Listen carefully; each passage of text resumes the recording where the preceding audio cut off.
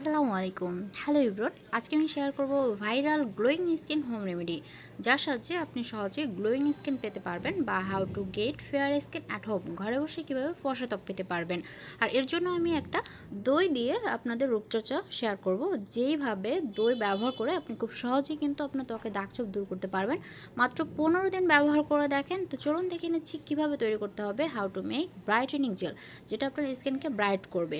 তো এর জন্য আমি প্রথমে একটা ক্লিন বা পরিষ্কার পাত্র নিয়ে নিয়েছি, আর তার মধ্যে যেটা দিব সেটা হচ্ছে ইয়োগার্ট বা দইটা কিন্তু অবশ্যই দরকার হবে। আর এখানে আমি 1 চামচের মতো দই নিয়ে নিয়েছি, যেটা কিনা আমাদের স্কিনের দাগছোপ দূর করবে, স্কিনকে সফট করবে, হাইড্রেট করবে। দইয়ের মধ্যে আছে ল্যাকটিক অ্যাসিড। আর এরপর আমি এখানে যেটা দিয়ে দিব সেটা হচ্ছে হানি বা মধু, 1/2 চা চামচের মতো মধু, যার মধ্যে আছে অ্যান্টিব্যাকটেরিয়াল প্রপার্টিস, এবং এটা কিন্তু আমাদের স্কিনে যে রোদে পোড়া কালো দাগ আছে সেটা দূর করে। নিয়মিত মধুর ব্যবহারে আপনার ত্বক কিন্তু ময়েশ্চার থাকে, হাইড্রেট থাকে, এবং সাথে সাথে আপনার স্কিনে যে কালো দাগছোপ থাকে সেটা কিন্তু তুলে দিতে সাহায্য করে এই মধু বা হানি। আপনারা হানি নেওয়ার চেষ্টা করবেন। আর তারপর আমি যেটা নিয়ে নিয়েছি সেটা হচ্ছে লেমন জুস বা লেবু রস। এখানে কয়েক ফোঁটা লেবু রস নিয়ে নিতে হবে।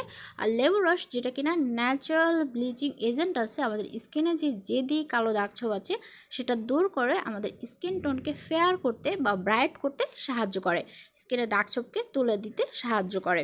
আর এইভাবে খুব ভালো করে মিক্সড করে নিতে হবে, তাহলেই কিন্তু আমাদের এই ব্রাইটেনিং জেলটা তৈরি হয়ে গেল, যেটা রেগুলার আপনি 15 দিন ব্যবহার করে রেজাল্ট দেখতে পারবেন। তো চলুন দেখে নিচ্ছি কীভাবে অ্যাপ্লাই করতে হবে বা ব্যবহার করতে হবে। আপনি এটাকে ব্রাশের সাহায্যে অথবা হাতের আঙুলের সাহায্যে খুব ভালো করে আপনার ফেজে নিয়ে তারপরে ভালো করে মাসাজ করবেন। আর 2 থেকে 3 মিনিটের মতো কিন্তু অবশ্যই মাসাজ করতে হবে। আর এইভাবে জেন্টালি মাসাজ করে আপনার স্কিনে রেখে দিবেন। আর তারপর যেটা করবেন, মাত্র 30 মিনিটের মতো রাখবেন, নর্মাল পানি দিয়ে ধুয়ে ফেলবেন।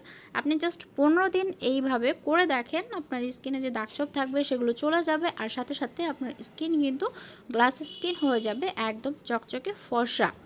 দই মুখে এভাবে ব্যবহার করে দেখেন, নিজেই তফাৎ বুঝতে পারবেন। Thanks for watching. আল্লাহ হাফেজ।